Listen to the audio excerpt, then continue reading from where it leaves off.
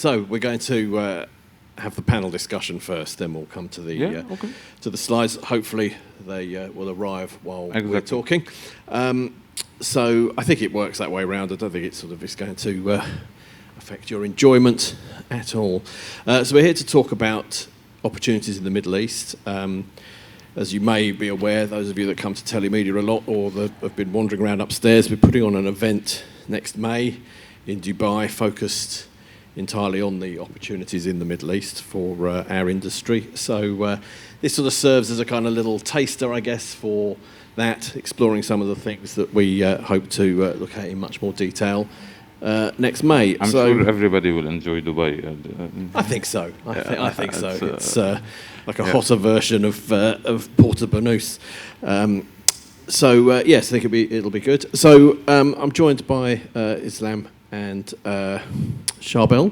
I'll get them to just quickly introduce themselves. So Islam, if you could just tell the audience who you are, what company you're from, a little bit about what the company does, just to give us some context. Thank you very much.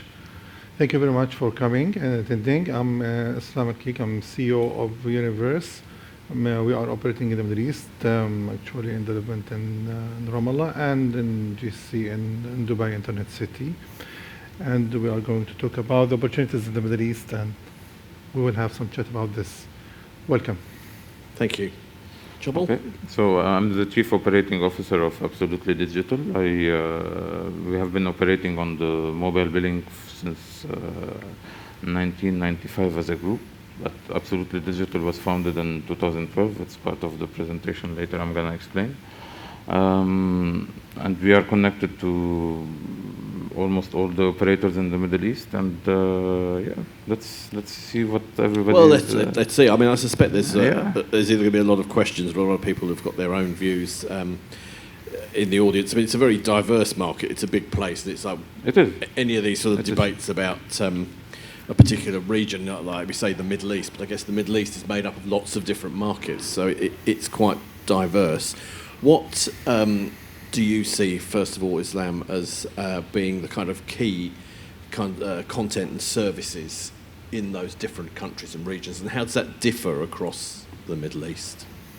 Yeah, actually, the Middle East is a promising market, and it has a lot of diversification according to demographic distribution happening there, and a lot of young people there. Looking for more content. The most content that is needed from the market there is in gaming, actually, gaming industry. Then you are talking about the entertainment, VODs, etc., and streaming, and third level, which is education, then healthcare, etc. These are the categories that the market is demanding, actually. Is that sort of the same in all of the countries that make up the Middle East? Is it pretty much the same everywhere? You can say almost the same, but at the end of the day, there is no big difference between these countries, actually. Almost the same culture, but the spending is different, and the ARPU is different from each country to another country, and the standards of living. But at the end of the day, the gaming industry is the killer product, actually. And if I may add, I think there is a cultural difference between the Middle East, a big cultural difference between the Middle East and the rest of the world. The consumers are different. The way they behave is different, and that's what makes the Middle East a bit challenging for players that are not familiar with the market.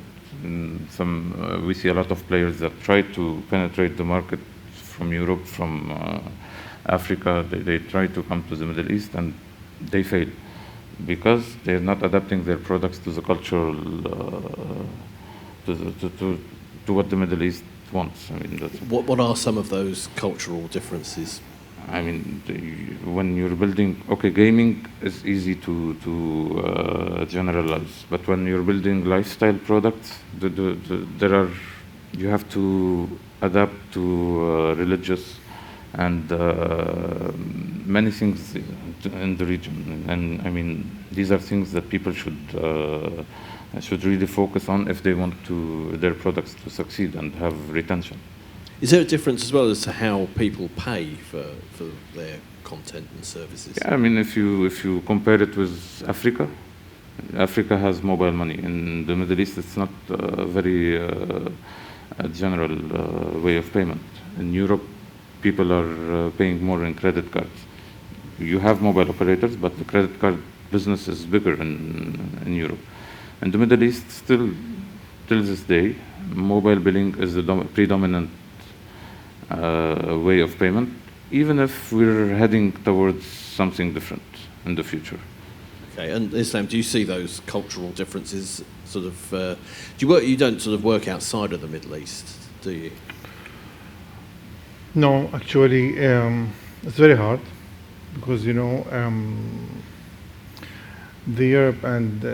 Europe and other markets is very hard to enter because actually these standards of living and the customer behavior, or there are a lot of constraints actually to be there.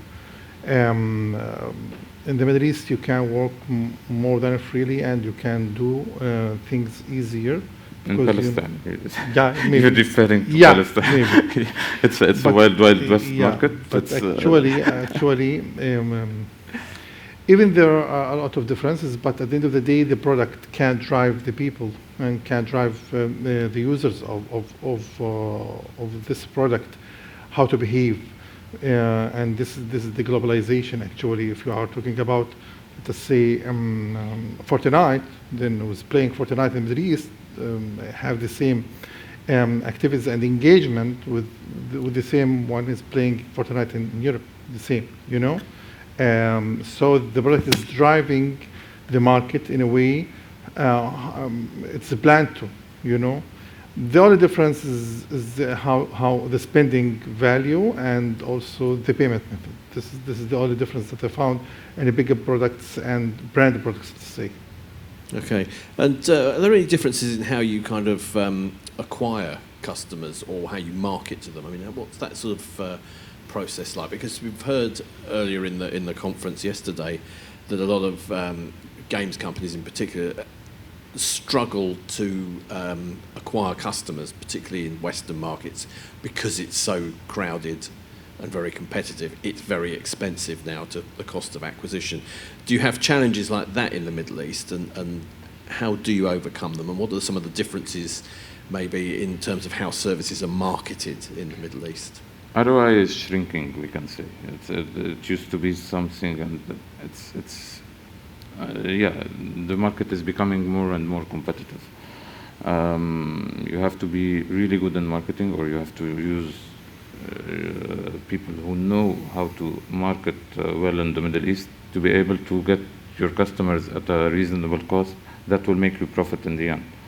I mean, you can pay CPAs that are profitable, but you're not taking into consideration the risk involved, because sometimes you acquire customers, but you will have this refunds and complaints at the end.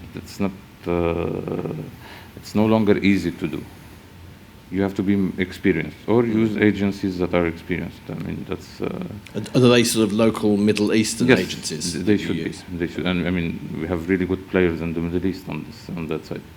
Do you agree, Islam? Look, actually, the problem starts from the product itself. In the game, the telco operator, the service provider, or the content owner, actually, and the end users, there is actually concentrating from the telco operator and the service provider on the revenue. We need to do revenue. This is the general guideline. We need to do revenue. How, when, where, what, no matter. And this is the problem, actually, which is make everything is difficult because you are not having the keys. You are not having the passwords, So for sure you will face a lot of obstacles and a lot of barriers. There is no evaluation from the operator themselves while they have to do this, because they have to guard their end users, by the way, and their sub-base. There is no evaluation of the products and services, and there is no evaluation even the content owner. Also, they are not at least doing a very simple know your customer, you know? Because of this, you are seeing a lot of products and services launched to the market without adding no value, nothing. I'm just doing a magic of recruiting players or subscribers to this product, and that's it. And you will see the churn rate is very high. You will see a lot of refund, a lot of problems. Even you are pushing the regulator to take a decision to shut down all of the market, you know? And really, this makes the map of the market very hard to know, very hard to predict, very hard to plan, you know? So if you are watching the market closely and studying it very well, you will see that there are a lot of brand products not facing any problem even to recruit players or subscribers, just like this. On the other side, you will see dozens of products and services and platforms, even you are investing in this, struggling, having a lot of problems, a lot of refund, a lot of complaints, a lot of very complicated deals to recruit the players, etc., blah, blah, blah. So let us go back to the need. Are you fulfill the need of the end user in this product or no? Is it fitting the market or no? If you get these questions answered in a professional way, depending on facts, then you will never ever face any problem. You will just be in the market like a rocket. That's it. So how can that be overcome? What is the answer to making this work better? Does it need more regulation? Does it need more? We need a framework at least. We need a framework to work on. We need a framework. A framework to work on. Yeah. We need a framework. And how would that come about?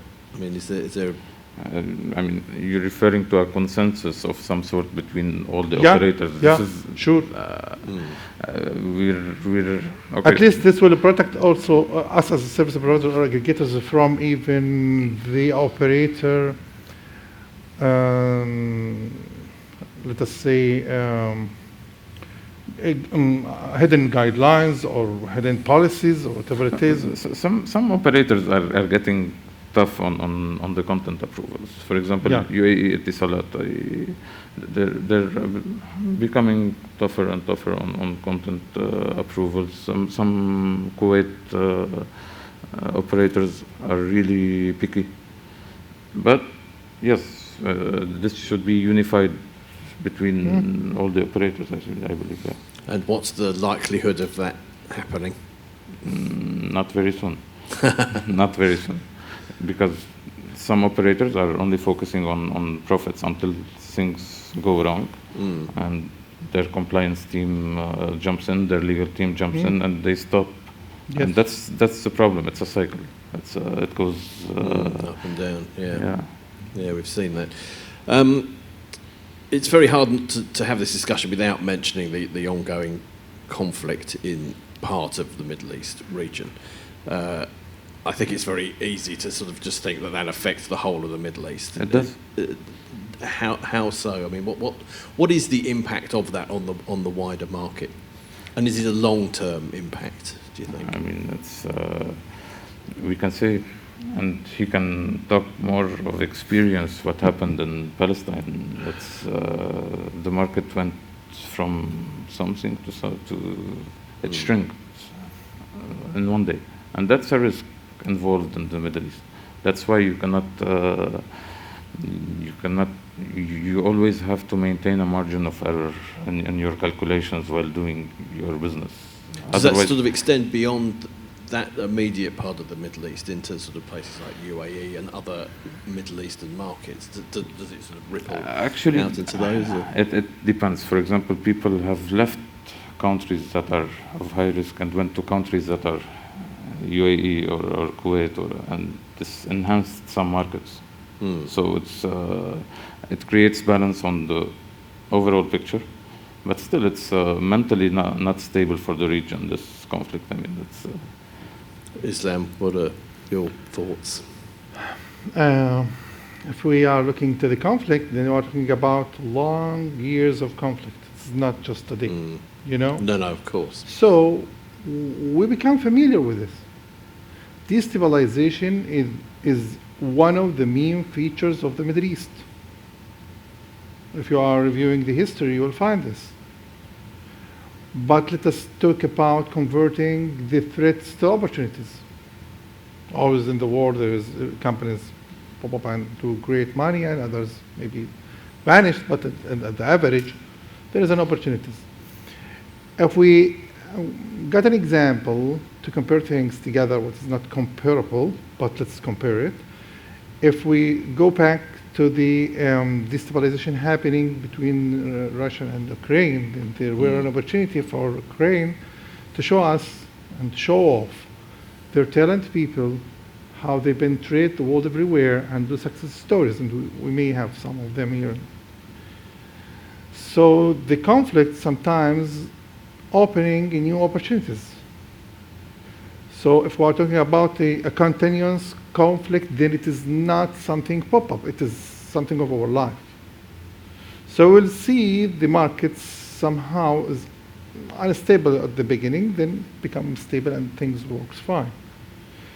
Then here becomes how you are going to design a product to fit the needs in this region for this time, for this event, you know, and take advantage of this. You will find a lot of needs, you know. So I think that there is an opportunities, and our ability of converting the threats happening there to an opportunities will be very great. But we have to mitigate this in a way or another. Life is keep going, you know. Of course, and conflict pop up in any region of the world and disrupt markets. Yeah. I mean, we have been operating in Iraq since 15 years, and Iraq has been forever in our conflict. And it's the most profitable market, and one of the most profitable markets in the Middle East. I mean, I think that's the it's thing, always in war. Yeah, there's always an opportunity there, and I think business always wants to carry on, doesn't it? So it finds a way. So well, that's good to hear. What sort of advice would you give to any of the people here who are looking to move into sort of doing business in the Middle East? What would be your words of wisdom to them? To choose their partners wisely. To choose who are they contracting to conduct their operation in the Middle East, and to choose them wisely, and to work on their products, adapt them to the local market, and don't push it too hard. This market, I mean, you have to learn it and invest in it wisely until you master it, and then you go hard. I mean, that's what we suggest to people. Of course. Islam? I think that there is a big opportunity in the Middle East, especially in the dark retailing. And there is a place for everyone. It's a big market, you know. And if you have an idea or a product that is fitting the market and you study it very well, it will succeed. And as Sharp says, that you have to pick your partner for this to penetrate to the market, but at least study the market, study the rules, study the ethics, study the culture. Put more efforts. Don't imagine that you are going just to get your product from anywhere else, then put it in KSA, then you are doing a ton of money and go home. So penetrate. It will never work like this. Yeah, penetrate the Middle East in an educated way and not the random way. That's. Yeah, you are talking a lot of young people. You are talking about. Let's talk about my region. You are talking about 70%, 75% of the population. They're under 20 years old. You are talking about smartphone penetration 87%. You are talking about internet percent about 98%. You are talking about 72% of fiber to home. You are talking about 35% of the population there carrying master degree. You are talking about 95% of the people carrying PA, you know? They are well educated. Don't imagine that you will get any product and put it there and everything is fine and done. That's it. No. You have to worry about the market that you are entering and plan it very well, study it very well, and adding value. If I'm going to be with you in any project, then you will have to add a value and I will have to add a value to make a mutual value for both. If there is no mutual value for both, then it will not work. This is the point. Then let us find the need and fulfill it. The market is welcoming. The market everywhere in the Middle East is welcoming. This is the point. It is. And if I may add, a local presence is always useful in the Middle East. It's, with a local person who knows how to speak the language, it helps do business. In each country, or no, it's one language. Just well, yeah, obviously, but you don't need no, you don't need in each country. I mean, there are hubs. Places like the UAE can be a hub for entry for all the Middle East. Yeah. Excellent. It's very interesting. It's very interesting, the demographics of the people. 75% are young. That's amazing, and very well educated. That's an unusual and standout sort of population. It's very different from anywhere else. 80% of the population is talking English fluently. You know, that's more than people in England, I think, who are fluent. That's really interesting. Are there any questions or points from any of the people in the audience who already work in this market, or any questions for our panelists while they're here? It seems like we've answered all their questions about the Middle East. Now, I do believe that... oh, you do? I'm sorry about that. Let me come to you with the microphone. That should be a hard one to answer. It's fine. The question is regarding how you are seeing the regulatory is going to play a bigger role in next period of time to control the market, and have you seen latestly it in UAE as well? So how it is going to impact overall? Yes, that's a very good question. The market has been open for multiple years for affiliation. The Middle East was the Wild West. It has been like 10 to 12 years like that. It's a cycle. The cycle was open. I think now we're witnessing closure of the Wild West cycle, if we might say. I mean, we're going to see tougher restrictions from operators, and this will affect the traffic. Some people who are just buying from affiliation, they won't be able to operate. You have to, I think, use agencies that are doing Google, Facebook, the clean marketing approach, and you have to enhance your product as well. That's a prerequisite because your CPA will go higher, I believe. So you have tendency to improve retention. That's, I think it is key. Yeah. Islam, anything to add to that? Yeah, actually, this is very strange because all of us knows that we are gambling with the whole market, with these not fitting, non-fit products in the market. And we are pushing the telco operators, we are pushing the regulator to the limit, so as they get up next day and have a decision to shut down the market. Because we do not care about this market. So it's normal result as a feedback from the regulator, the end user, the operator to come very angry and do this decision.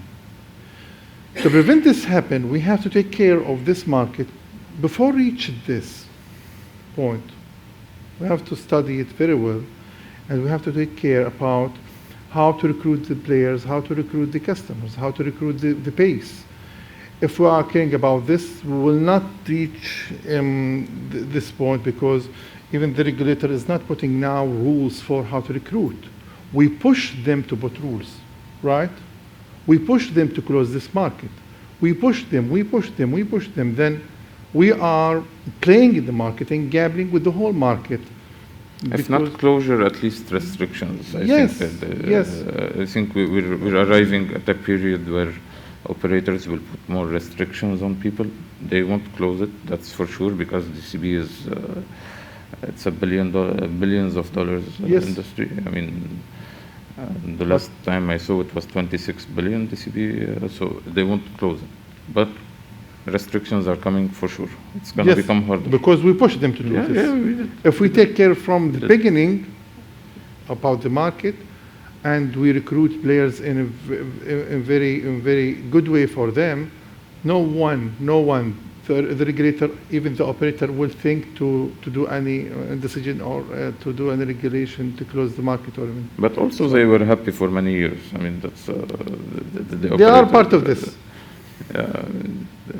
They are part of this. Yeah, they are part of this because sometimes there are targets for them, and once they are getting the target, you become an ugly guy. You know, until the story goes public, and that's what happens. Great stuff. Any oh yes. Hey guys, thank you for the panel. Very interesting. I have a question on the traffic side, especially Islam. You were mentioning such young audiences. So do you see any specificities in terms of traffic? For example, would you have maybe more TikTok users because the audience is so young? Do you have any applications or, I don't know, any means of reaching those audiences that could not be familiar to us Europeans, Americans, or more Westerners? Sure. So if I want to answer your question as accurately as possible from our experience, I believe it's Google. That's the top ROI tool. And then you have Facebook, and then you have things like Pinterest and everything. TikTok is very low the scale, very down the scale, we can say. Push and such traffics, they are not very ROI, they don't work well. So yeah, you have to focus on good tools like Google, or sign directly with publishers, and that's something interesting as well. Yeah. Is there anything to add? Yes, actually, Google is still doing great. I agree with Charles. Right, lovely. Any other questions? Great. Well, both of you, thank you very much for joining us. Thank you for sharing your wisdom. I hope it was enlightening.